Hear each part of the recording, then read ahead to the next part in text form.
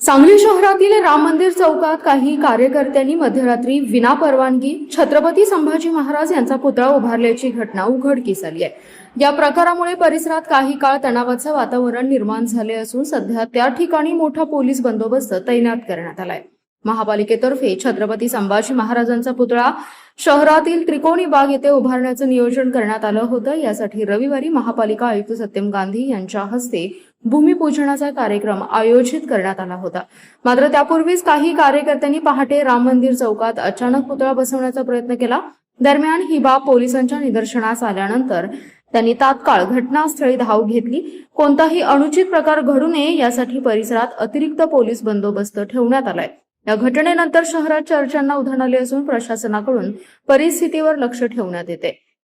राम मंदिर चौकात शनिवारी पहाटे 4:30 वाजता हिंदुत्ववादी कार्यकर्ते शिवतेज सावंत, आदित्य नाईक, आशिष खिचडे, अमित पाटील, सुजल कांबळे, राहुल माने, ऋषिकेश भोई अशा 60 ते 70 मित्रमंडळींनी एकत्रित येऊन हा पुतळा उभारला।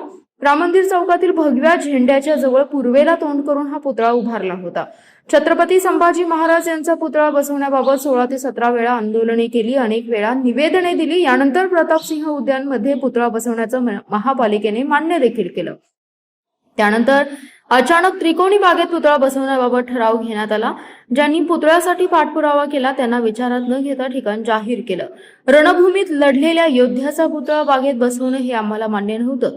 सिव्हिल हॉस्पिटल बस स्थानकाकडे जाणारा हा मार्ग असल्याने या ठिकाणी प्रचंड वर्दळ असते, त्यामुळे आम्हाला छत्रपती संभाजी राजेंचा सण देखील योग्य पद्धतीने साजरा करता येणार नाही ही खंत मनात होती, म्हणून या ठिकाणी पुतळा बसवलाय। काही नेत्यांच्या हट्टापायी त्रिकोणी बागेत पुतळा बसवण्याचा घाट घातला जातोय, त्याला आमचा विरोध आहे। छत्रपती संभाजी महाराजांचा पुतळा भव्य पद्धतीने उभारण्यात यावा अशी मागणी शिवतेज सावंत, आदित्य नाईक यांनी केली आहे। सदरची घटना निदर्शनास येताच उपाधीक्षक संदीप भागवत, विश्रामबाग पोलीस ठाण्याचे निरीक्षक सुधीर भालेराव, शहरचे अरुण सुगावकर यांनी घटनास्थळी धाव घेत हिंदुत्ववादी कार्यकर्त्यांशी चर्चा केली। यानंतर महापालिकेचे अतिरिक्त आयुक्त राहुल रोकडे यांना घटनास्थळी बोलावून घेतलं। चर्चेचं आश्वासन दिल्यानंतर सकाळी सन्मानपूर्वक महाराजांचा पुतळा ताब्यात घेण्यात आला।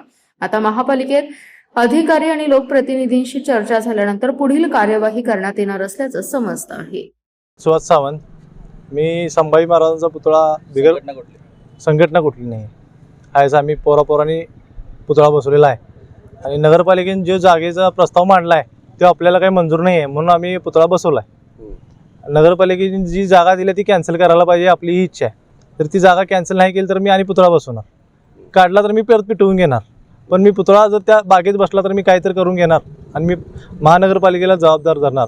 आणि आयुक्त साहेबांनी आणि राहुल रोकडे साहेब, महत्त्वाचं म्हणजे राहुल रोकडे साहेबांना, कारण का त्यांना सुद्धा माहिती होतं मी निवेदन किती दिल्यात, त्यांनी आम्हाला सांगायला पाहिजे होतं की आम्ही बागेत आमचं म्हणणं मांडायला पाहिजे होतं। आम्ही 15 ते 16 निवेदन दिल्यात, तरीसुद्धा त्यांच्या म्हणण्याप्रमाणे त्यांनी तिथे जागा दिल्या।